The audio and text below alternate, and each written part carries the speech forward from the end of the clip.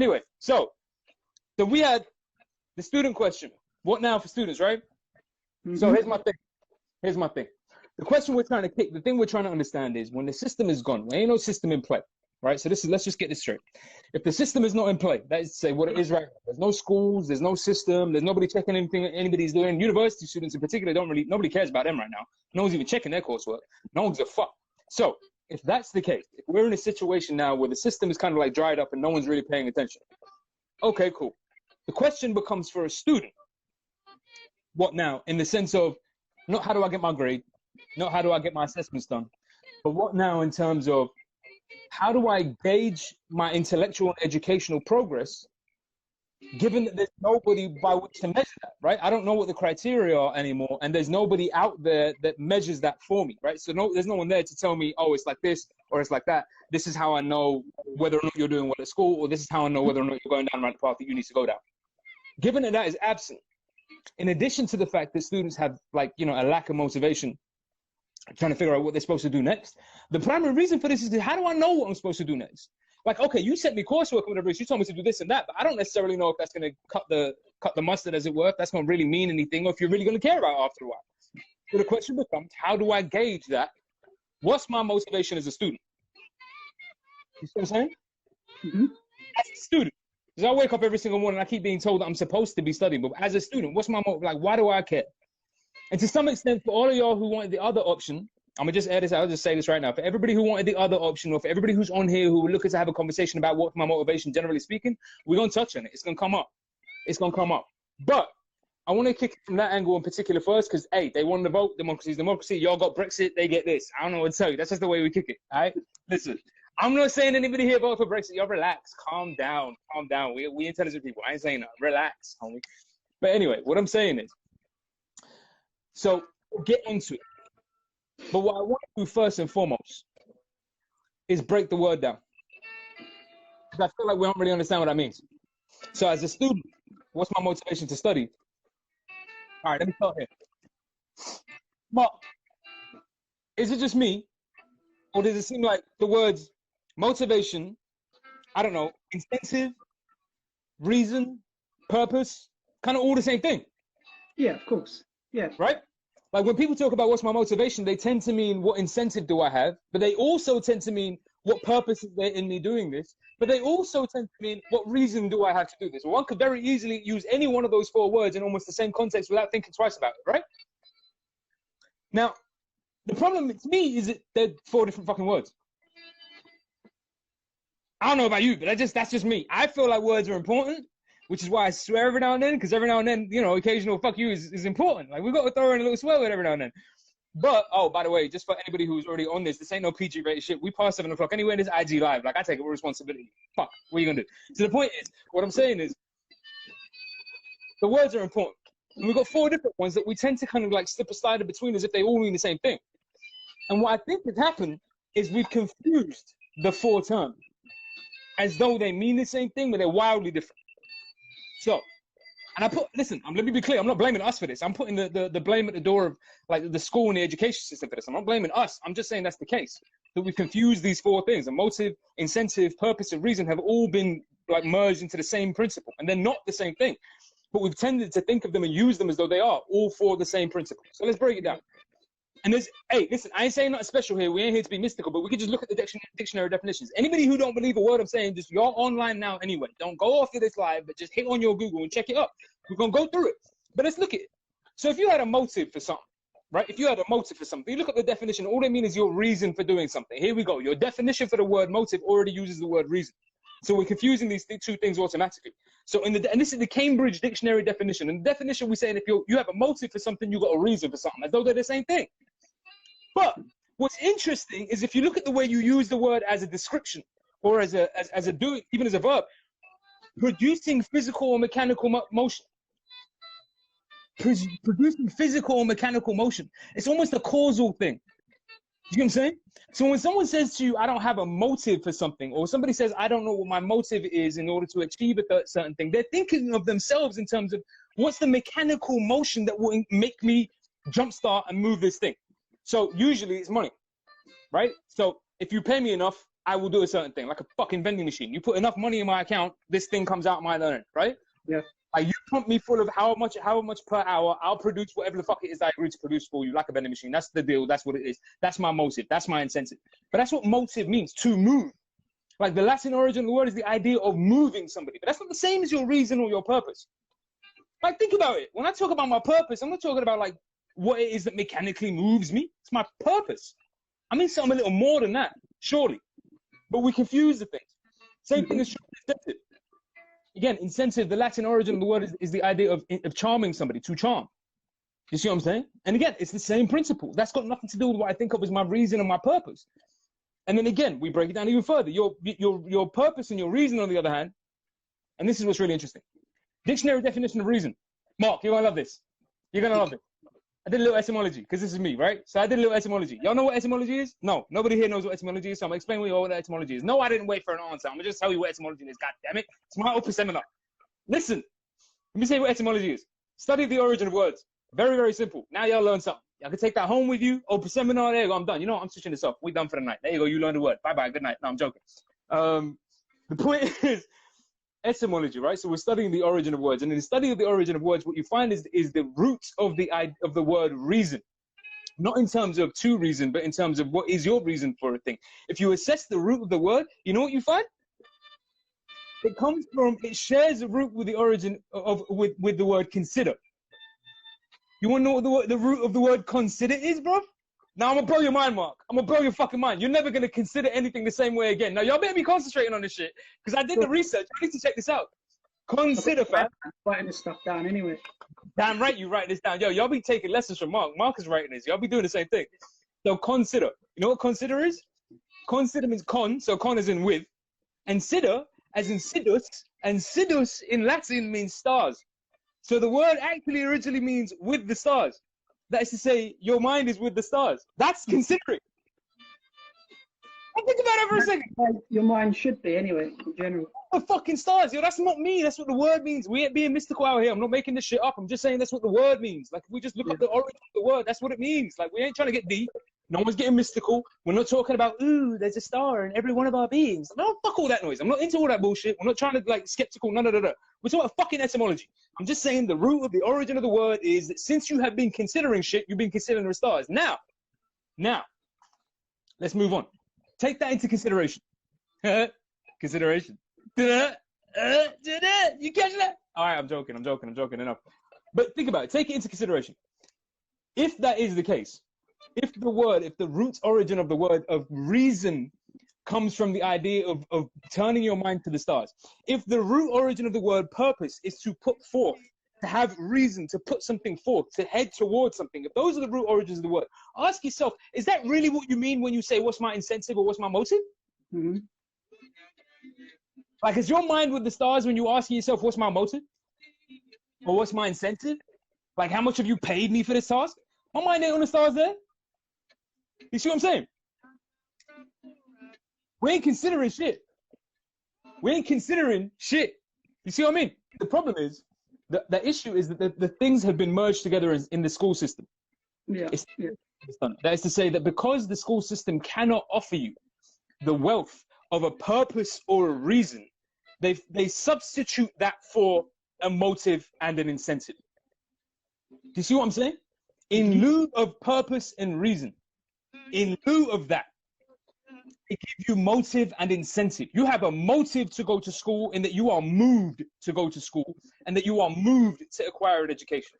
Mechanically speaking, you are moved to acquire an education. Why? Well, because there are things that are put in place that say if you don't go get your education, you're going to get in some fucking trouble. It's pretty straightforward. You are moved to that. You're almost coerced to that end. And you are incentivized to it because they tell you, well, if you do go get your education, you're going to get a better job. We know that's a lie, but that's what they tell you. You are both motivated and incentivized to go to school. But does anyone give you a reason as to why the fuck I'm here? Mm-hmm. Like my purpose, fam, not what you motivated me to do, and not my incentive. My purpose, my G, like, did you give me a purpose? What the fuck is the point of anything? Wouldn't it,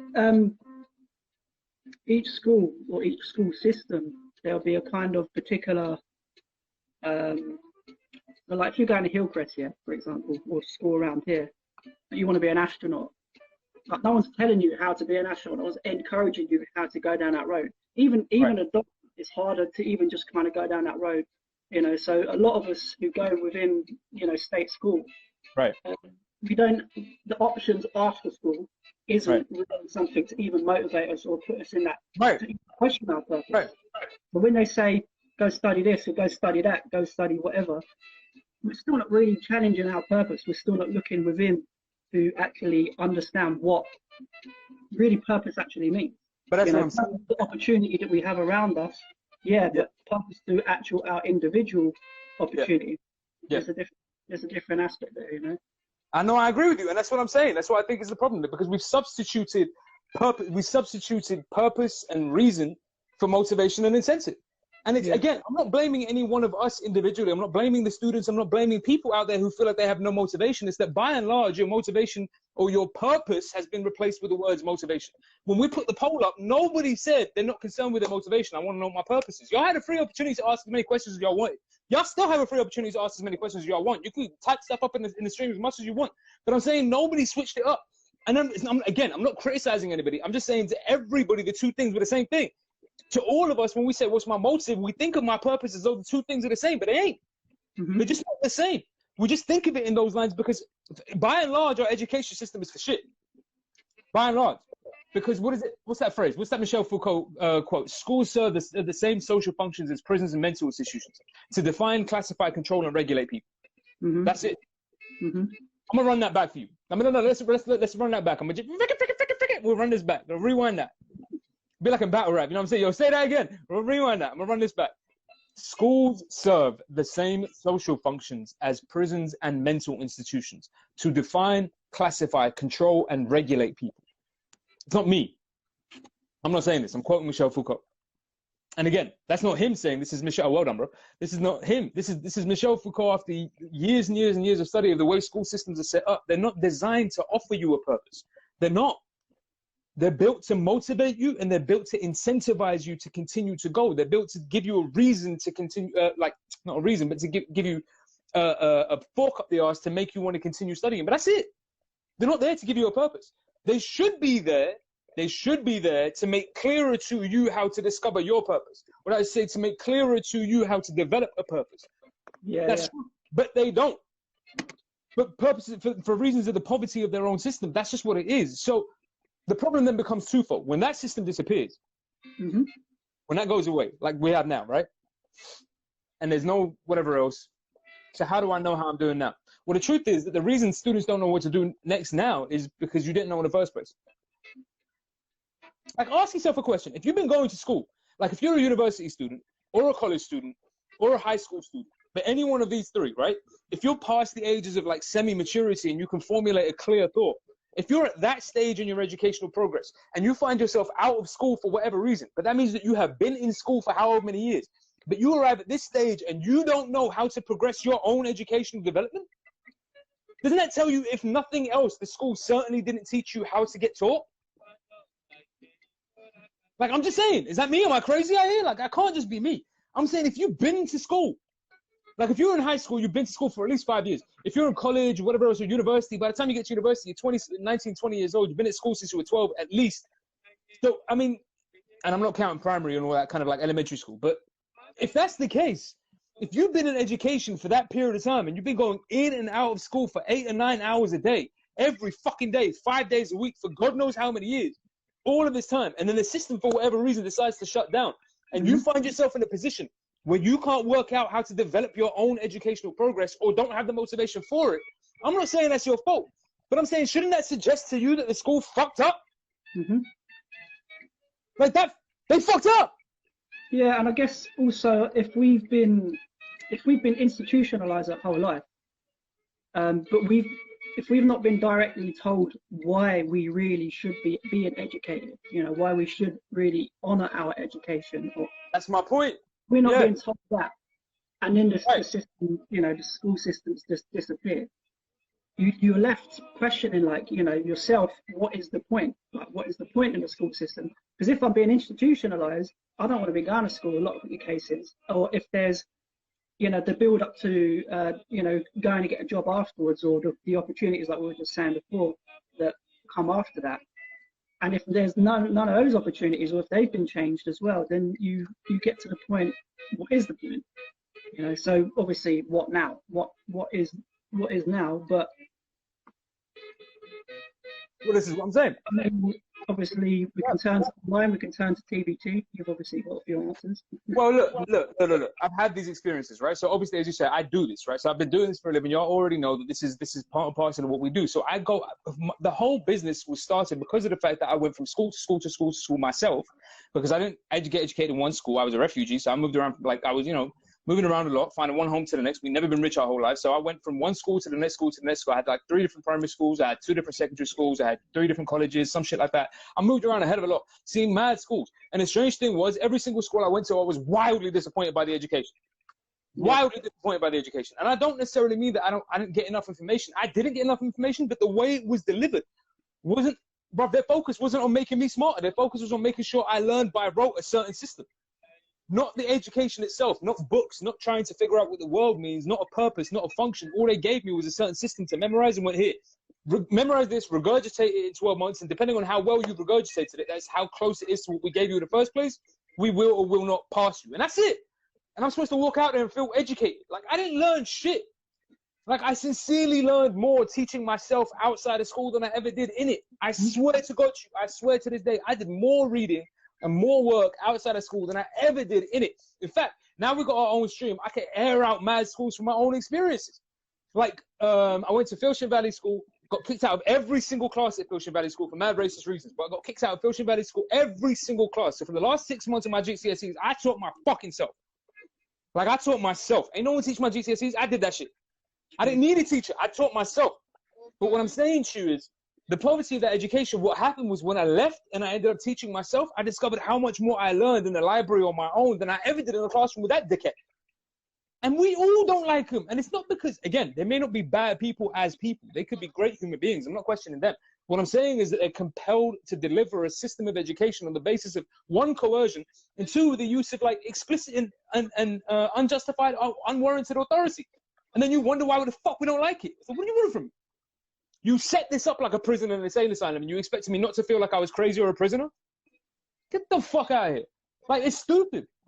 So, I mean, like, we come to that question, like, so obviously, what now? Like, so what now? So if you say that the school systems ain't actually going to be set up, so what do you actually mean there? So do you not really feel that people are going to go back to school in the same way as what it already was? Nah, it's just dead. It's just dead. Like, look, bro, I've said this before. We've had this conversation before. I seriously doubt if this gets normalized for an extended period of time, or we're forced to social distance, I can't understand how a student who's been told they can get their grades and their GCSEs sitting at home is going to be compelled to want to go back into school on some Monday morning one day. Why the fuck would I do that?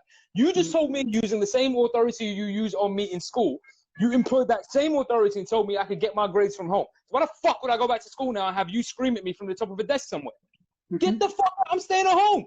I'm seeing you on Zoom so I can switch you off or put my screenshot of me looking at you on so it looks like I'm concentrated on you while I'm playing games and not concentrate. Why the fuck would I care? But that's my point. So when I meet students, when I grew up and I met students who were in that situation, I'll give you a case example. Let me tell you a quick story. I'll give you a case example, quick story, right? Story time. We know we kick this every now and then. There's a little bit of story time, so this is our story time. Y'all better be concentrated because I'm killing it out here right now. Like, my voice is going like 1,000 miles an hour. Y'all better be concentrated. So listen. Story time. So I was kicking it in Brighton one time. I was living down in Brighton. I had a student down there. Now, here's a student who's a stereotypical case, right? Here's a student who's wickedly intelligent in one respect. They say wickedly intelligent at high school. By the time they get to college, the standards have gone up, things have shifted, and they expect you to know things that they won't tell you. They just expect you to understand, right? So you get to that stage, and if you don't understand, let's say if you have been dependent on them telling you what to do, you lose all your confidence. And that's what happens. So here's a student. We all know these students. We all know these. Everybody tell me you all know these students. Everybody knows that one student who did really, really well at school, but only because they memorized shit. They weren't really smart like that. They were book smart. They memorized shit. They were teacher's pet, but they weren't really smart like that. We know those students. I'm not one of them. We just let that. I wasn't one of them. You looking at this? I'm one of one right here. I'm one of one. I'm that one that didn't give a fuck about the school and still did well. I'm one of one. Like, this is just a one-off. But And yeah, y'all had a benefit of the open seminar, so you can't complain. In any case, what I'm saying is, so here she goes, having done really, really well, but because she managed to adopt the system, not because she learned anything, she just adopted the system. But when she moved from one school to a higher level of school, and they just expected her to know shit, she didn't know it. And so she panics. So she loses all her confidence. So now she don't know what she wants to do anymore. So now it's up to me to go and find her, or well, when I find her, but to have lessons with her, and not only to teach her the material that she needs to learn for the purposes of her examinations and so on and so forth, but restore her confidence. That is to say, more importantly, not just restore it, but to rediscover the purpose, not the motive, not the incentive, but the purpose for her education. That's what you have. That's what I ended up having to do. That's what I ended up having to do with every single one of my students. We reestablish the purpose of education. You see what I'm saying? Not just your incentive to get educated. Everybody's got an incentive to get educated because we all think we're going to get a good job. Great. We found out that doesn't work, so now we don't want it anymore. Cool. Everyone's got a motive to get educated because we ain't trying to get in trouble. And apparently reading is good. So there's a motive. None of us have a real reason. Some of us have a reason, but very few of us have a purpose.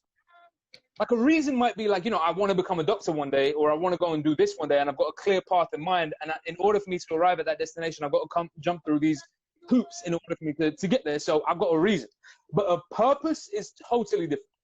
And for most of us, and for most of the students that click that option on this poll, and for most of the people that pick the option on question of what's my motivation, for all of y'all, a purpose is for most of us. And for, right? A purpose is what's absent. You know, I caught me on the echo there, bro. I caught me on the echo. Yeah. That's cool. That's cool, engineer. It's like I'm talking to me. A purpose is what's absent. That's what we had to restore. And in order to do that, in order to reestablish that purpose, there's an old story I can tell you. In fact, there's a really simple story I can tell you. It kind of sums up the whole thing, right? So let's kick it. Let's kick story time. Let's really get into story. Let's forget that student because I want to embarrass nobody. So let's put the student aside for 5 minutes and let's get really into story time and figure out exactly how the fuck we rediscover our purpose. I mean, in a real meaningful way, not your motivation, fuck your motivation, not your incentive, fuck your incentive, not your like, your reasons, fuck your reasons. They change all the time, but your purpose, your function, like why is you doing what you're doing, what your function is, huh? So we'll get to that. So let me kick you the story. So, as a philosopher, put us up the story. I don't know what to tell you. Yeah, the hat's back on because it's story time. In fact, this way around? Nah, let's keep it this way around for story time. Hold up. So look, here's the deal. Story time. So I don't know if y'all know the cave allegory. Mark, you know the cave allegory? Yeah, it's Plato, isn't it? Yes, sir. Plato. Yes, sir. Look at my well-educated friends. Look at my well-educated friends out here. Look at my well-educated friends. I'm like, yo, Mark, you know the cave. Yeah, blood. Yeah, that's book 7 as well, right? Yeah, it's book 7. Yeah, look at my educated friends out here. Yo, kick it. Tell them, people. Tell them. It ain't just like blonde locks and like engineering skills, man. Educate as fuck. Shut up. All right, so listen. Plato's cave allegory. Let's just kick this very simple. So the cave allegory starts off with this idea. Very simple idea. The idea is that you imagine there are people enslaved in a cave, right? When I say enslaved, we mean literally. They're shackled to the walls of a cave. And these people have been shackled to the walls of that cave since childhood. Not since birth, but since childhood, right? And the thing that's particular about this shackling that they find themselves stuck in is the fact that they can't turn their heads. So they're stuck and shackled in such a way that you can't really turn your head. You can only see what's in front of you, and you can't move your hands and your feet. So you're just up against this wall, stuck here, staring at fuck knows what, right? Now, imagine further that behind and above these motherfuckers who are stuck here shackled to a wall, there happens to be a fire. And then behind and above that is the precipice to the cave itself. And at the precipice of the cave, there happen to be some statues positioned on the outside of the cave. So what ends up happening is occasionally, when the sunlight comes streaming in, and then it casts shadows of the statues, those shadows get interfered with by the fire, and then the shadows that end up getting cast on the wall in front of the shackled enslaved people look like they're moving and doing all kinds of wild shit, right? Now, the suggestion is that if you were to be such a person, that is, say, theoretically speaking, if such a people were to exist, if they were shackled in such a position and only saw the shadows before them, the theory suggests that they would believe what they saw. They would think that what they saw, because they've been in the shower, that what they saw was real shit. They think the shadows were real. Mm-hmm. That's the concept. All right, cool. And then he says, but imagine that these people, somehow by some magic, one of them gets freed. And when they get freed, they make their way outside the cave. They crawl their way up. And as they crawl their way up, they fight the fire. And they're like, oh, shit, it was the fire. was the fucking fire all along. It wasn't nothing. It wasn't like, what? No, it was the fucking fire. The fire did it. The fire did it. That's what it is now. I understand what happened, right? The fire did it. Cool. Then let's say they do that. But they're not done. So they keep crawling. And as they keep crawling, they find the statues. Oh, shit. It was the statues. Yo, it weren't the fire. Yo, it weren't the shadows on the wall. Yeah, I figured the shit out. It was the fucking statues. Y'all don't understand. There are statues of human beings out here. This shit is deep, fam. And you might even believe these statues could move because you saw the shadows move, and you might put two and two together and be like, yo, these statues do some funny shit. Whatever, cool. Once you go beyond that point and you exit the precipice of the cave and you find yourself fully on the outside, and then you look around and you're like, fuck. There's like a big ball of fire in the sky. It ain't even none of that. Yo, this is bigger than I thought. Yeah. It's everything. I mean, isn't that together, right? It's like, I mean, to a point, it's all true though, right? You know, it was the fire. Yeah, of course it was. But then obviously you're seeking the truth, you find the truth, then the truth, then the truth, then the truth. And the truth. Yeah. Exactly. And of then course. the whole truth, like everything. Right. So there's stages to this because of course it's true that the shadows are moving. So it's certainly true that you're seeing something that's plausible. And then it is true that the fire is interfering with the shadows. So it's certainly true that you're seeing something there. And then it is true that the statues are casting the shadow on the wall. So that's true too. And it is true that there's a fucking sun up there that's doing the whole thing. That's true too. But like you're saying, you don't have to stop there either. The shit keeps going. The critical thing is, can you apply the same kind of thing for purpose? You know? Oh yes, because the critical thing is, and this is the part that I want us to really wrap our heads around. For Plato, the journey isn't complete. Not when you've arrived at the precipice. Not when you've realized the sun, you've started to understand everything. Not when you put all of those pieces together and you realize there's a whole universe and you're just part of a larger puzzle. That's not the stage at which the whole journey is complete. The journey is complete only when you go to fuck back and free everybody else. Yeah. I'm going to just leave that. But you see what I'm saying? Mm-hmm. The journey is complete only when you go the fuck back and free everybody else. You ain't done shit yet. Like, okay, yes, you've understood that it's not the fire, it's not the statues, it's not whatever else. You made it out, you're free now, you're in the free world, you understand there's a sun, and da-da-da-da. It's all wonderful. I'm proud of you. I'm proud of you. It's great. You ain't done shit. Go free everybody else. You ain't done nothing. Go free everybody else. And the thing for Plato is it's weird because he says there's this intuitive thing that happens. Once you discover this, like once you realize that it is what it is, like, you know, those eureka moments, like when you realize something really profound, your like almost second inclination is to turn to the person next to you and be like, yo, guess what I just discovered, right? It's a normal intuitive thing you want to do. Like, guess what I just figured out? This ain't what you think it is. It's much more complicated than you think it is. It's just kind of something you intuitively want to do. So what he's saying is, and this is the part that we're going to wind ourselves towards, what he's suggesting is that there's a relationship, an inherent intertwining between ethics, not morality, ethics and intelligence or education. The two things are somehow tied up. And you don't really fully understand what you're doing in terms of your education until you tied your ethics into it. That's to say, until you have a duty, until there's a duty bound for you, you are duty bound to be educated. You are duty bound to learn more. You are duty bound to understand. And that's the word he arrives at, to understand. And that's the thing I want us to kind of like compare with what I was saying a minute ago. So he sums up this journey in 4 steps. The hat's turned around, so you know some bright ideas going to come up because we chinging out here. Like, look at this, look at it, ching. I'm just saying. So you know some bright ideas about to happen. But what I'm saying is, he sums it up in this journey. And what he says is, usually speaking, the path of a person's development, a person's progression, a person's growth, but a person's progression, all of those things, the path of that usually begins with imagination, develops from imagination into belief, develops from belief into thinking, and then develops from thinking into understanding. Mm-hmm. See what I'm saying?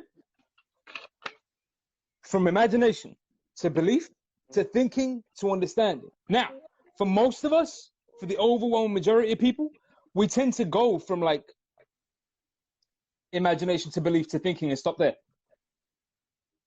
And stop there. Because for most people, thinking, they say thinking being the capacity to be able to distinguish between one thing and the next. Mm-hmm. That's it, to distinguish right from wrong, to distinguish belief from fact, to distinguish false from fiction. Those that heightened capacity to distinguish things, to render distinctions, is generally considered to be the height of intellectual capacity, right? The more a person can render distinctions, the more a person is considered intelligent. This is why, for example, Noam Chomsky instead of Michel Foucault is considered one of the greatest minds of all fucking time. Why? Because Noam Chomsky has memorized an encyclopedia and can distinguish between one thing and the next very fucking clearly. He has no idea what he's talking about beyond that, but he can distinguish things incredibly clearly. And to his credit, he does it. I ain't dissing the man. Like, he does a real good job of distinguishing shit. That's about as far as it goes. About Foucault. Yeah. Okay. Chomsky and Foucault had a debate. There's a live debate. Y'all can watch it. It's on YouTube. It's baffling as fuck. But there's a debate between Chomsky and Foucault. And you see in the debate that there's a limit to how far Chomsky gets. As much of an intelligent being as we think he is today. And it's a description of what we mean. The poverty of our understanding of motivation. The poverty of it. That we think of Chomsky as the height of intellectual capacity. And again, I'm saying this is an intelligent man. I'm not dissing him. He's a highly intelligent man. But think of him as the height of intellectual capacity. It speaks to how we've misconstrued the idea of motivation. Because we don't have purposes. Is that on human nature? That debate? Yeah. It's available on YouTube. Yeah, we don't have purposes. We have motivations. We don't have reasons. We have incentives. It's much poorer. We don't need to be that impoverished. We can have a purpose. But in order to do that, you've got to extend beyond that just distinguishing mind, sir. You've got to get to the point of understanding. It's not just imagination, belief, thinking. You've got to go from thinking to understanding. And understanding, well, this is more complicated. Because with understanding, you've got to consider shit. Notice I said consider shit. Yeah, I still remember what I said 35 fucking minutes ago. You've got to consider shit. Yeah, I still know what I'm talking about. You got to consider shit, right? To understand something, for Plato in particular, and this is what I mean by that ethical balance. To understand something, to have a purpose, what he means by this is that you have to arrive at a point where you have as much wisdom as you do compassion. It's the combination of these two things. As much wisdom as compassion. And why compassion? One, because upon understanding fully, having freed yourself from the cave, having arrived at full understanding, there's an authentic, intuitive injunction for you to go to fuck back and free everybody else. That's compassion for your other fellow human beings. Because now you know what they're going through. So you know better. That is to say, you know they don't need to go through that. Isn't that Buddhism? Like, I'm going to tell you, they're basically the same thing. Like, I don't know how many people, listen, I don't know how many of your teachers and how many of your philosophers out here are going to tell you there's basically the same thing, but they are basically the same thing. I mean, we know there are Buddhist statues carved by ancient Greeks. It's not as though the idea didn't make it to ancient Greece, but regardless of whether Plato wanted to be rehashing some kind of Buddhist principle, that's the goal, that's the end he finds himself arriving at, which is to say the purpose, your motivation. And this is it. Here's the line. Your motivation, my motivation, our motivation, as students or otherwise, is our progression towards what he calls the idea of the good. Yeah. The idea of the good. Not good things, not nice things, not winning, not the idea of like stimulation or success, not the idea of arriving at something that you think is fucking amazing and you're happy with it. The idea of the good. That's to say, the idea of perfection. The good. Not a good, the good. You're trying to arrive at the notion of perfection. But perfection cast in an ethical light. Let's say perfection cast with respect to what you do as a being. Do you see what I'm saying? It's perfection cast with respect to how I move. It's not just the perfection of my mind. It's not just the perfection of can I think clearly or can I think rationally. That's just thinking. That's that third stage. You don't give a fuck about that. That's just motivation and sense or somewhere around there. Like, we don't care about that. What we're talking about is purpose, function. Like, what the hell is you out here for in the first place? Like, okay, why am I getting an education? For this. But why am I out here in the first place? For this. Like, homie, you need to find your motivation. Ain't no other motivation than that. You got nothing else to do out here but to understand and be compassionate. There's really nothing else to it. Like, I don't know what to say to people. Like, it drives me crazy. I was having a conversation with somebody. I feel like a couple of people in this chat might know who I'm talking about. So I ain't going to air nobody out. I'm not going to air everybody out because I feel like a couple of people in here know what I'm talking about.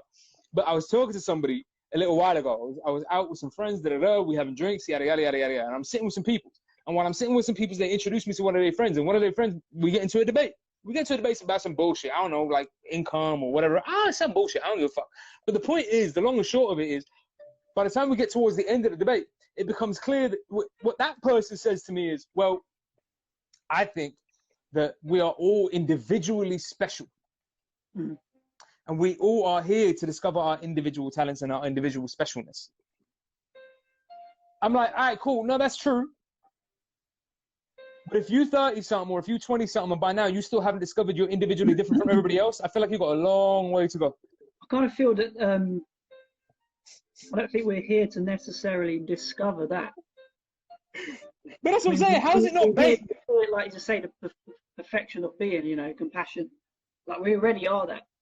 But that's my point. Like, what are you trying to discover? Like, what are you trying to find out? How have you not noticed already that you are sufficiently different from everybody else? Like, what were you looking for? Hmm. You don't look like nobody else. You don't sound like nobody else. And you're the only idiot saying this dumb shit. Mm-hmm. You're the only one in the room saying this dumb shit. Everybody else is just having a drink and having a good time. You're saying some dumb shit right now. So how much more different did you want to be from everybody else? You're pretty special. Like right now, you're pretty fucking special. Ain't no one else thinking this stupidness. You're pretty fucking special right now. You see what I'm saying? So it's like, I don't disagree with that idea that a person's individual talents and what have you should be fostered, and we're supposed to find our individualities and we're supposed to discover our authentic selves and da-da-da. And do that shit. Do it. Have at it. Enjoy yourself. Knock yourself the fuck out. But do not convince yourself or do not fall into the trap of believing that just because the particular nuance of experience that is me happens to be characterized by the shape of my face or the sound of my voice or the curvature of my beard. Yes, I said that shit again. Yes, I said that shit again. For all of y'all who had issues with beard mentions, yo, this coming up. Like, just, I'm saying, attention needs to be brought to this shit. Anyway, so what I'm saying is, if my concern is purely for the nuances of the characteristics of my being, it's important that you don't fool yourself into believing that those things extend as far as the function of your being. You see what I'm saying? They're different things. They're different. The appearance of your being, or the thing that distinguishes you from all others, is not the same as your function. Wouldn't the function be? I mean, so like going back to the shortcomings of education, you know, basically, you know what Foucault was talking about. The simple fact that you'll go through, say, 30 years, for example, and you feel that you are here to discover yourself. Yeah. You know, isn't that just basically because obviously you've just been clogged with the bullshit for 30 years? Yes. You know, yes. Diverted away from your, you know, who you are, that individual person who you already were. You know, who you're not having to discover. No, true, but the long and short, think about it, bro. Think about it. The long and short of it is that everybody has been incentivized or motivated to behave. That's it. Yeah. Yeah. Think about it. At no stage was the question of your purpose either validated or answered, or even attempted to answer at any stage in your educational history. Like, if we're all being honest, who's that teacher that you went to go and kick it in class, not outside of class, in class, in the session? What was the class that we had where we were sitting there talking about our purpose or our function or the meaning of why the fuck we're here or why we're even getting educated? That never happened. Nobody had that conversation with you. Whenever you tried to have that conversation, everybody told you you're wasting your time. They give you pragmatic, tangible reasons to continue. That's as far as it goes. Nobody ever kicks it. So consistently and throughout, your actions, and this is what I mean by ethics, fam, you really got to like deep this. Your actions have been motivated by incentive. I'm using both the words here. Let's say your actions were coerced or encouraged to occur as a consequence of some incentive. Like you're trying to arrive at a particular destination, you're trying to achieve a particular goal, or you're trying to win in a particular way, or whatever, man. You want to prove a particular, I don't know the fuck what it is, but it's always some short-sighted, incentivized motive. It's not a purpose. It's not why I'm doing the thing that it is that I'm doing. Do you see what I'm saying? It's not a purpose. I'll give you an example of what I mean, right? The definition of the word saw. I know it sounds like I'm going off on a tangent. This sounds like a tangent, but trust me, this ain't a tangent. We're going to get to something here. You said Buddhism, so here's where we're going to get to something. The definition of the word saw. In the United Kingdom or in English-speaking or Latin-speaking, let's not make it English, but in Latin-speaking languages, a saw is a saw is a saw. Like the name for a saw, the thing that saws things. You just have the noun saw. That's what a saw is. I mean, you ask yourself, what the fuck is a saw? And you can look up the etymology of the word saw, but it doesn't really tell you very much about what a saw is. It's just a saw. Like if you think of the word, it doesn't tell you what a saw is or how to use it. That's called a saw. Fair enough, calm. In Japanese, I say non-Latin language, a saw, I think it's either a saw or a hammer, but one or the other one is referred to as the way of the carpenter. That's the literal translation. like the literal translation, not the colloquial or the usage translation. So that when you use it in everyday language, if you try to say the words in English to people you meet in Japan, this is the way, show me the way of the carpenter, they might think you're a little crazy, or send you over to a monk or something like that. It's not what you think it is. But the literal translation functions as the way of the carpenter. Now that tells you something. That's to say, in looking upon the objects and my understanding of the object, let's say by very dint of its identification, of its definition, the means by which I define and I identify this object is such that it contains within it a way, a purpose, a movement, a function. You see what I'm saying? It's for something. It's not just a thing. It's for something. It has it contained within it. So what I mean is that when we're having a conversation in that language about stuff, contained within the language is the idea of your purpose and your function and what you're trying to arrive at and your meaning in life, contained within that language. Within this language, all of those things are like pulled out. They're abstracted out. These are all concepts that are abstracted out of the language in order to arrive at greater clarity or arrive at greater objectivity. What the fuck that means? We'll get into that in a different conversation. That's another day. In fact, we might do this. One day we might have to come onto this live. If any of y'all want to do it, you might have to hit me up. DM me if anybody wants to see me like tear into any of these philosophers out here who be telling people for the last 50 years what they think. Objectivity, some bullshit. We could deal with it, but y'all have to ask for it because I ain't just kicking this shit for free. I'm just saying. But the point is, we're dropping gems out here, bro. This shit costs money. But the point is that in that particular case, the language includes or contains within it your purpose. It contains within it the meaning and the function of that item. In English, that's been abstracted out, so it never comes across. So nobody really ever knows what the purpose of the function of the thing is. And in order to arrive at that, you have to inquire after it. But even the inquiry isn't encouraged when we go to school. Instead, we're told, this is a saw. How do I know it's a saw? Because I told you it was a saw. Think about it. How do you know what a saw is? A saw is, sorry. Because they told you it was. That was it. Like, you've got no other reason to associate that word with this object. And that's true for most of the English language. You have no reason to associate the noun you employ for a particular object other than the fact that somebody told you that's what it is. Because it tells you nothing about the object. Do you see what I'm saying? It only tells you what the noun is for references purposes to arrive at a greater objective view of the world. But that's as far as it goes. So how the fuck were you supposed to find motivation and purpose when your language won't allow for it? Yeah. And again, it's not from within. It's always an external. Everything within the English language and Latin anyway is referred out of, you know.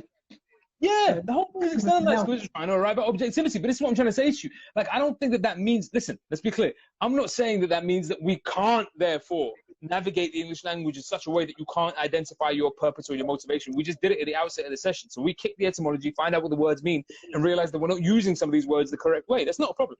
We can certainly do that. I'm not saying that there's any reason that you couldn't use the English language to arrive at philosophical concepts or deep understandings of your particular purpose or function. Certainly you could do that. There's no problem with that whatsoever. What I am saying is that unless you understand that, you tend to blame yourself. So you tend to say to yourself, what's my purpose? You tend to say to yourself, what's my function? You tend to say to yourself, where's my motivation? Why do I feel like I have none? Why is something wrong with me? Ain't nothing wrong with you. Nothing. Nothing. You weren't supposed to have a motivation. You weren't supposed to. A motivation comes with the system. Like if there's a system and a school and educational institution in place, certainly you have a motive and you have an incentive because they incentivize you to attend, and the motivation to attend is the rewards that they grant you. But if you take away the rewards that they grant you, you remove the rewards that the motivation that the system grants you, you remove the incentivization that the system itself grants you, what motivation were you supposed to have left? You thought you were supposed to function on your motive? Like, it's a really fucking, like, decadent way of looking at my life that I was supposed to function on motive. You weren't. You were supposed to function on purpose. Who the fuck cares what your motive is? What's your purpose? Well, I'm in the base level, trying to eat so I can live. Cool. How do you do that? This. That's it. That's it. For most of the rest of the world, that tends to be it. But what I'm saying is, while you live that life, and you do that for God knows how many years, and then you find yourself asking questions, inherently, because you're a human being, so you're going to ask questions, you arrive at a stage where you're like, all right, cool, but this ain't good enough. So this is my purpose in terms of I need to survive, cool. But now I've kind of assured or guaranteed my survival up to a stage. What's my purpose beyond that? And then we start kicking real philosophical conversations and we start finding a reason to continue to function. Then it goes somewhere. But imagine saying to a farmer, 100 years ago, or to a farmer in, like, I don't know, some broke up part of Iraq, or some broke up part of some other country somewhere where the technological advances aren't where they are here. Imagine saying to somebody under those circumstances, yo, what's your motive? Yo, get the fuck out of here. What's my motive? I'm trying to eat. What's yours? The fuck was your motive? But if you ask them what's your purpose, well, that's a different question. Oh, now you're asking a different question. Now we're starting to get into what the meaning of my life is. And then we can kick it. And we start talking like human beings and start to figure out what our purpose is as peoples. But if you ask me about motivation, get the fuck out of here. What's the purpose? What's the philosophy beyond purpose? What do you mean? Because I don't know. Didn't Foucault say something like knowledge is not for knowing or something? It's for cutting. Knowing is not for knowing, it's for cutting. Yeah. Exactly. Knowledge So is for. Ultimately, we come back down to, if you like, in another way, like Buddhism or the way Taoism. You know, purpose. Yes. So we come back to purpose. Purpose isn't necessarily something that ultimately shouldn't really necessarily be owned, or that purpose should be necessarily striven for to achieve or attain. Right. You know? The purpose is in the doing in itself, right? It's that's a really good point, man. That's a really, really good point. That's an important point. It's like the samurai sword has its purpose in its cutting. But other than that, it's just in its doing alone.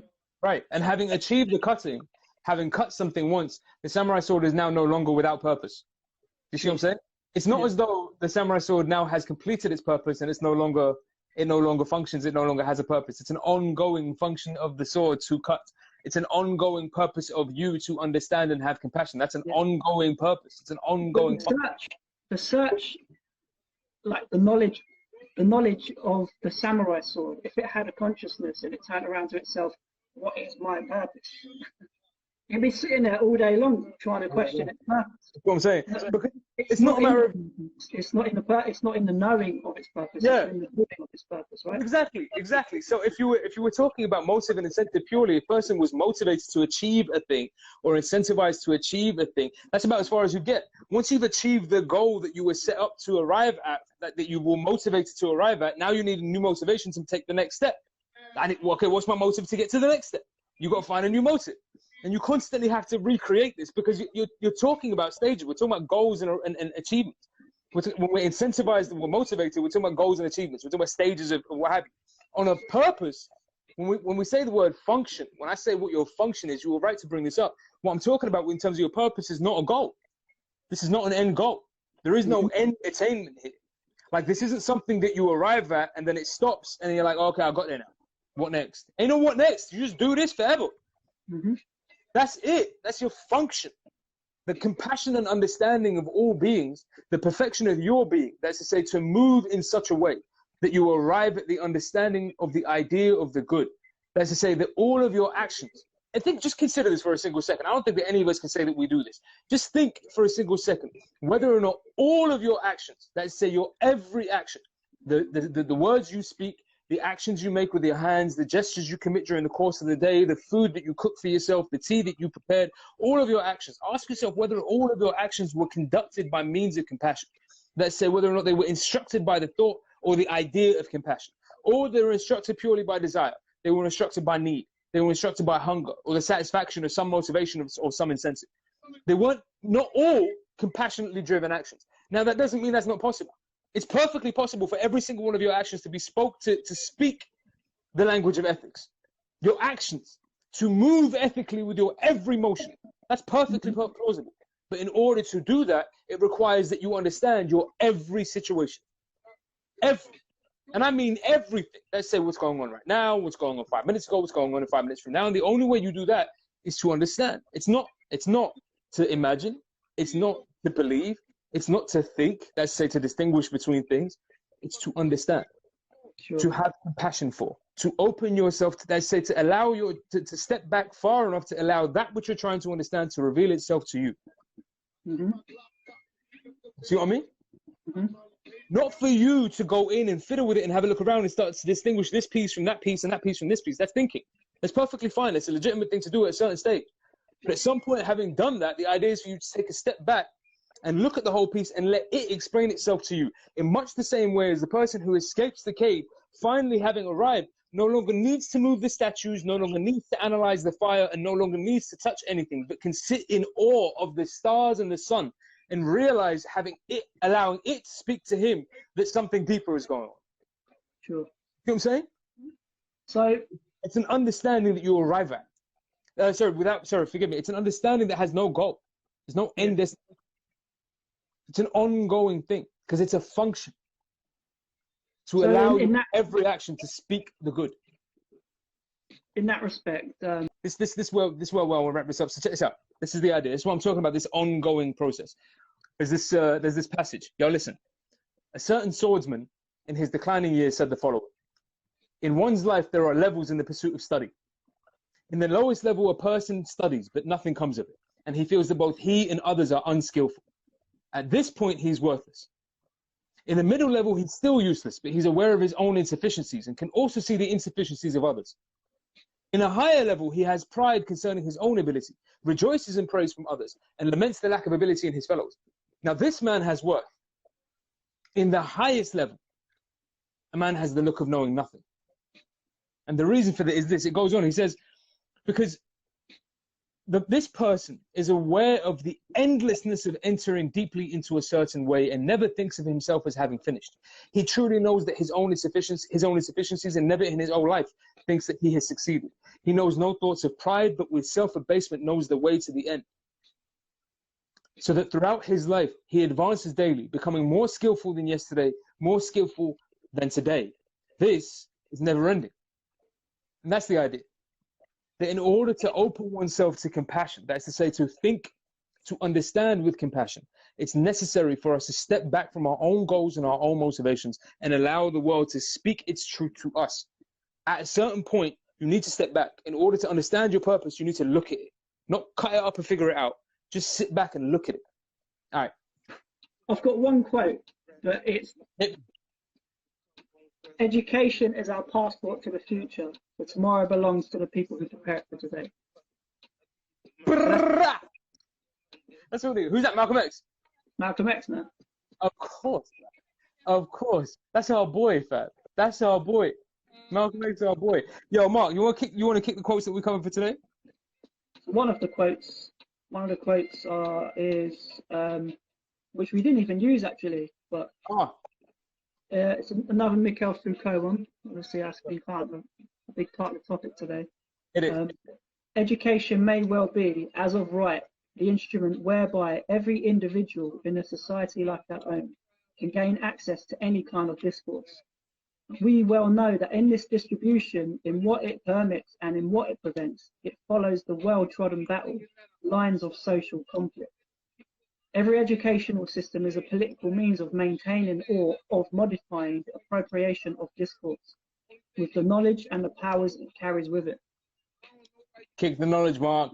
Kick the knowledge, Mark. Amen, Mark. Kick the knowledge, Mark. I love Mark's quotables. See, this is why I like Mark's quotables. This is what Mark's quotables is all about. Nice little quotable sections. We need that shit, Mark. You'll get that education out. There's free knowledge right now. Yo, that was deep. That was deep. All right, so you understand? I mean, we understand what we're trying to say here. This is the idea that we were touching on to start off with, and the concept of education or the poverty of education in terms of how it's being delivered now. That there are limitations upon not what you can do, but what you can't do. Even the things that they tell you that you can't do, they say even those things that you think are breaking the rules or whatever else are contained within the overall system. They're already built in for it. Like if there's already a punishment in place for the action that they say that would be rebellious, it's not really that rebellious. They've already conceived it. There's a punishment in place for it. It's part and parcel of the system. They assume you're going to rebel in this way. They assume you're going to rebel in that way. It's not really rebellion. You haven't crossed the line. You haven't really gone further than you think you can. All you've done is done things within the permission that the system would allow. That is to say, the tendency of all of these educational systems is to repeat themselves. They just tell you the shit that they think is permissible for you to know. And that's it. And one of the things that aren't permissible for you to know is your purpose. Not enough. You can't know that. You can't. You can know your motivation. Sure. We can give you an incentive. Sure. Hey, fuck, if you do well, you might even learn how to think. Sure. Hey, let's not count that out. Y'all might have some students that learn how to think out here. It might be deep as fuck. Y'all might learn how to distinguish fact from fiction. Y'all might know how to distinguish right from wrong. She could get really deep. Y'all could tell me all about what is true and what isn't true. Oh, you blow my mind now. Oh, that's deep as fuck. Really, what we can't educate is understanding, and that and also experience. It's like, remember the scene from Good Will Hunting. Obviously, I'm going to refer to it, where he sits down on the park bench, and he's just like sitting there. He's like, yeah, you might be able to tell me what the Sistine Chapel looked like, how long he wrote it, how long it took to paint it, where the inspiration come from. But you never sat there and looked up at it and see it in its glory. You might be able to, if I talk about love, you might be able to, quote me, yeah, exactly. And then he goes, you're never going to be able to tell me how, like, what it feels like, it's like a whole thing.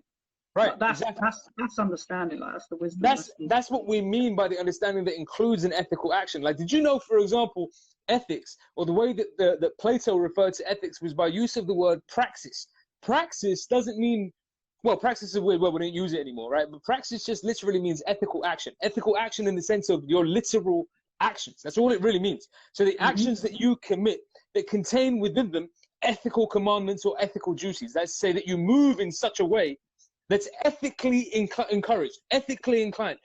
So what I'm saying is that these actions that you commit are ethically inclined. They're ethically oriented, not ethically motivated and not ethically incentivized, but ethically inclined and ethically oriented. The actions that the direction of all your actions is toward the idea of the good. That's what we mean. That's what understanding would have to include. You see what I'm saying? If it's not that, it's not understanding.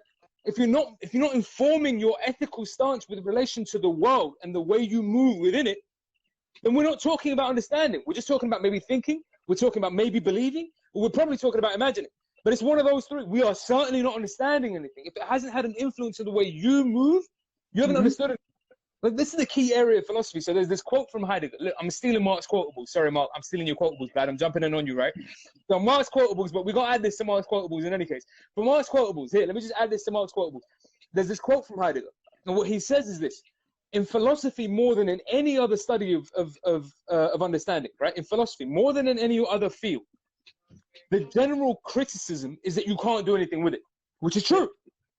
That's fucking true. Like, I'm not arguing with that point. It's perfectly true. The general criticism of philosophy is you can't do shit with it. I'm testament to that. I mean, look at me right here. I'm on fucking IG Live. I've got a PhD. Look at me. What I'm saying is you can't do shit with it.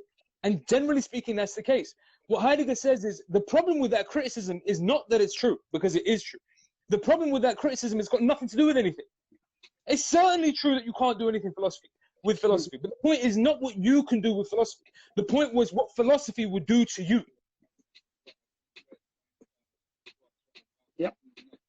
What I'm trying to explain is that at the height of understanding, which is what he thinks of philosophy as being, I think so too, but at the height of understanding, like when you arrive at that peak level of thinking, the aim here is not for you to be able to use it for a particular function, but for it to show you what your function is. It's supposed to reveal to you how you move correctly. That is to say that the height of educational understanding, your motivation, if it isn't this, you're doing the wrong shit. The height of your education, your fundamental motivation is not for you to achieve a particular goal, not for you to arrive at a particular grade, and not for you to impress whoever the fuck with whatever grade you got or whatever degree you ended up with. That's not the function of it. The function is for it, let's say for the education to inform the way you move in the world. It should be informing your praxis.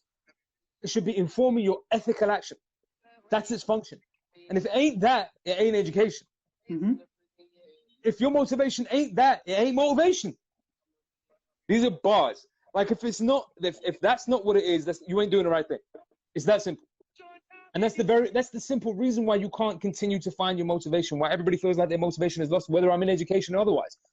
I feel like I don't know what I'm supposed to be doing next, or I don't know where I'm supposed to be going next, because the system that granted you the direction or the incentive for your standard motivations is static right now. Yeah. It's in stasis. It's stuck. You can't do shit. So your go-to for how to determine what your motivations are isn't there anymore.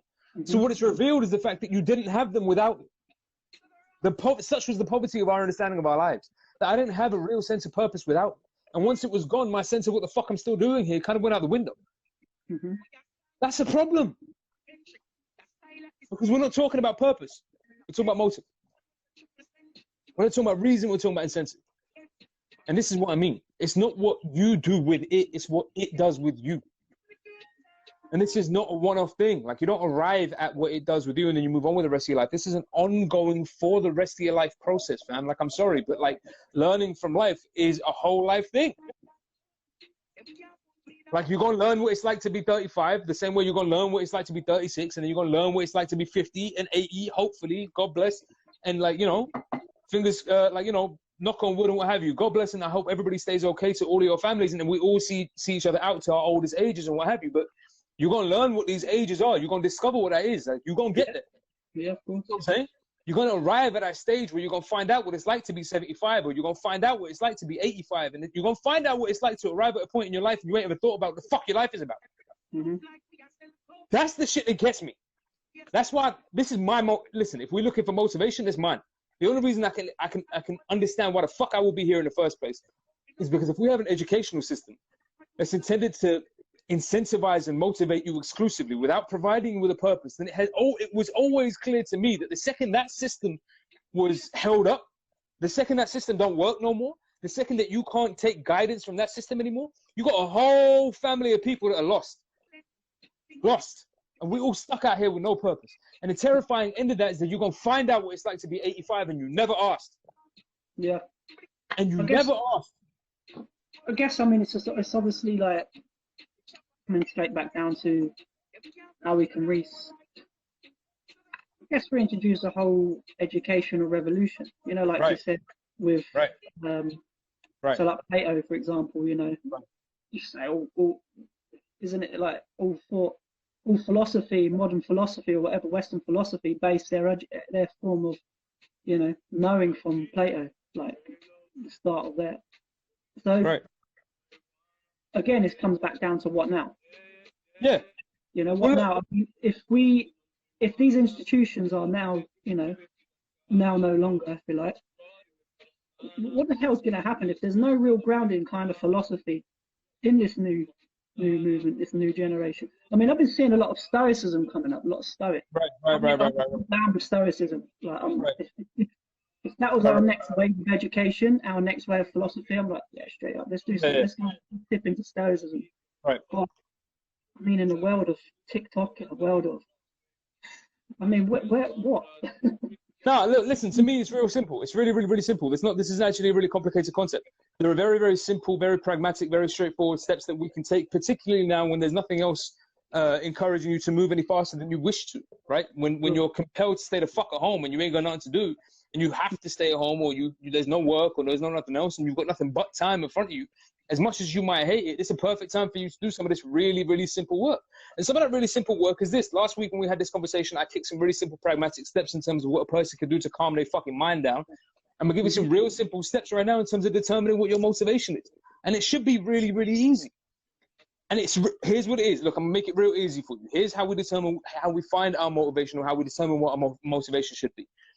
It's not what you think you would like to achieve, or you would like to see happen next, or you want to win at. You're already on that path. You're already on that path. That's to say, you've already set yourself in a particular direction in order to achieve a particular goal. That was already a motivation. You already had that path. Anybody ask themselves what they want to do with their lives in that simplistic sense? Do I want to be a DJ? Do I want to be a rapper? Do I want to be a writer? Do I want to be an academic? Do I want to be a nurse? Whatever the fuck I want to be? Those choices are simpler, and we tend to make them. Like, I'm not saying they're easy. They ain't easy to make, but they tend to be made, or we tend to have an inclination towards a particular direction, and that's what we end up going towards. Cool. Mm-hmm. Those paths are already drawn for you, my G. You going in that direction. That's not something you need to worry about. So you don't ask that question. That's not what I'm saying. What you need to do now is sit back, and in terms of determining what your motivation is, ask yourself very simplistically and straightforwardly, what is my environment requiring of me? What does my environment require of me? Let's say to me, listen, and I put this up in the past. If y'all been paying attention, I put this up in the past. To me, there's a very, very simple definition of wisdom and compassion. That is to say, to move not unless it improve upon stillness, and to speak not unless it improve upon silence.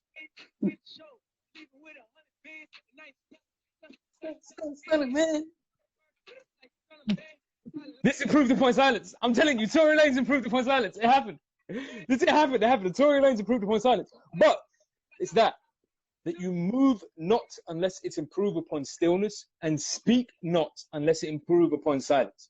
Mm-hmm. That's the idea. Mm-hmm.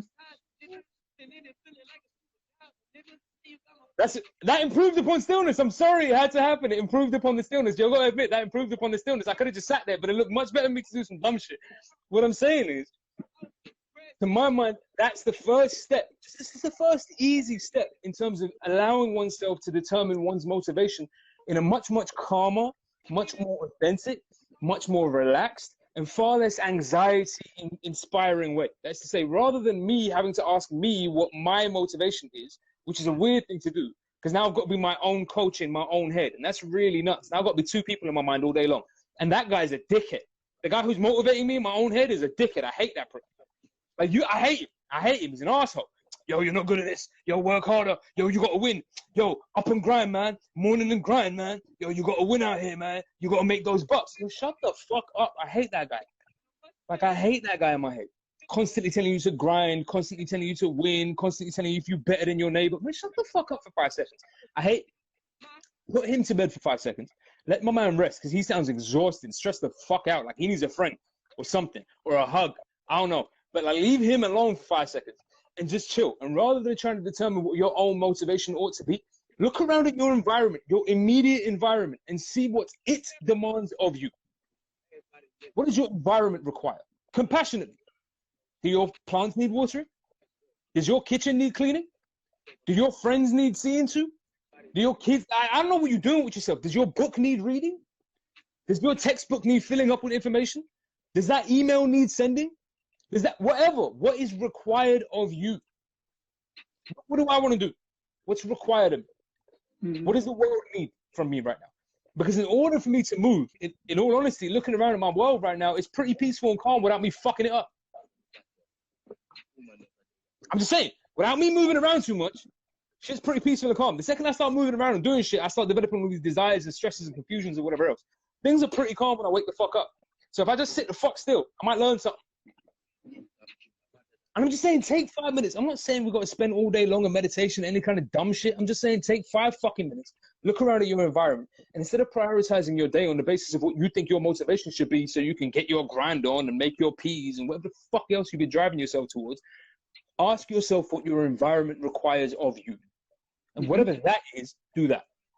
If your plants need watering, or somebody needs feeding the cat or the dog, or an email needs sending, or a text needs to be read, or whatever, man, like whatever it is, what does the environment require of you? And do that first.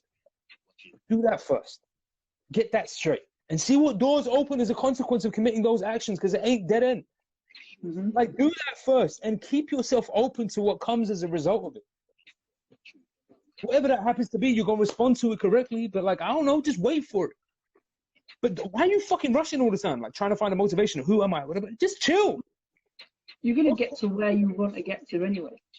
I mean, you on that road. Yeah. Like, you on it. Like, I don't know what to tell you. You on that road. You walk in that path. Like, if you just keep going straight, you're going right. I know it's bumpy, and sometimes it's difficult, and sometimes it ain't easy, and sometimes there's stresses. I ain't saying it's supposed to be easy. I'm not saying any of that shit. What I'm saying is, if you keep walking forward, you're going right. Like, you can't not. It's real simple. Like, if I have a destination in mind, if I keep fucking walking, I'm going to get there. There's a saying, feel with your mind and think with your heart. You need, bro, you need to fit it for some of these moments. You know what I'm saying? It's one of these, you need to fit it to like hit these moments very hard. So listen, I'm gonna sum this up. Point is, in terms of what now for students, it's real simple. Begin your education in earnest. Begin your education in earnest, in appreciation of the silence that has been granted you. The system has taken a step back and they're no longer telling you how to think. Begin your education in earnest. That's to say, step back, begin with a book. Doesn't matter what the book is. I don't give a fuck what it is. Read it. Enjoy it. Try and understand it. Look into it. See what you like and you don't like about it. Starting with Plato might be a good idea. Hey, no, listen, for anybody listening, if y'all want to start, we're going to do a book club. You want to start, you read book 7 of Plato's Republic. That shit is available on Google. You don't have to be no stressy wherever. You don't have to buy nothing. Go and hit up Google. I know you got the internet. You're on my fucking live right now. Don't give me no bullshit. Go on Google. Don't give me no bullshit. I know y'all can do this. Go on Google. Type in Plato's Republic PDF. It's like the second fucking link. Click that shit. Go scroll down. Read book 7. Ain't even that long. It's like 20 odd pages, man. You ain't doing shit else. Go read book 7. Go enjoy that. Ingest that shit. Take it in. You know what I'm saying? Don't assess it. Don't try to tell yourself, oh, I can't understand this. Don't assess yourself. Just take the shit in. Read it. See how you feel. See what it reveals to you. Not what you can make of it. What does it reveal to you? Take a step the fuck back and let it do its work. And then I'm going to see you all next week and we figure out what you do after that. Ha! Ha! Oh, because y'all thought you were going to get the whole lesson right now. Y'all thought you were going to get the whole educational thing right now. Like, I don't have a business to run. Y'all thought I was just going to give you my whole curriculum in like one live right now. Nah, that's not how this plays out. But I'm going to give you the first few steps. I'll give you the first few steps. Y'all got to follow. I ain't doing shit else. Anywho, the point is, listen, for everybody who joined up or who joined in, all of y'all who turned up, first of all, thank you very, very, very much. For our brothers and sisters across the world, I should have said this at the outset, but Ramadan Kareem, because I didn't say this beforehand. Ramadan Kareem for all of our brothers and sisters. But the point is, yeah, thank you all for turning up. Peace, health, and blessings to all of your families and to everybody. Thank you for joining in. But we're going to be here next week, 7 p.m., same thing. We're going to kick it next week. I'll see y'all there. Mark's Quotables is part 2. Don't ever forget Mark's Quotables. That shit was fun, man. Yo, I like your quotables, Mark. It's good. Yeah, I need to make more of a material out of it. You know? Oh wait, we're gonna do this. Hey, listen, any suggestions? Hey, listen, anybody got any suggestions for Mark's quotes? Anybody want to send in DM, send in a message, DM me or Mark, let anybody know. If y'all have some quotes that you want to hear Mark read out in his like weird Mark husky sesky voice. If y'all want that sexy Mark husky voice on it. Yo, hey, Mark's got a particular flow to him. I'm just saying. Yo. I'll stop, Mark. I'll stop. I'm just saying, you have a particular flow to you. I just really do. Yeah, there's a particular flow to you. I like it. I like what you do. Yeah, you like that flow. You like that flow that you got. Yeah, now I'm with you, man. I understand. So what I'm saying is, I love it. I bet you do, motherfucker. I bet you do. Yo, if everybody knew what we talk about. Listen, I ain't saying shit else because we're going to get you in trouble. We're not saying nothing to nobody else. In any case, the point is, like I was saying, thank you all very, very much for turning up. Peace and blessings to everybody. Health to everybody. I'm going to see y'all next week, Monday. We've got Mark's Quotables. Any suggestions, DM us. Anything y'all want to say, any questions y'all want to ask, any questions you have about any fucking thing. I'm here. I work all day, bro. I don't sleep. Hit us up. And then, yeah, man. We'll see y'all next week. Mark, thank you very, very, very much, man. Blessings to your family, man. I'll see you next week. Take it easy, man. Peace out. See you next week. 1.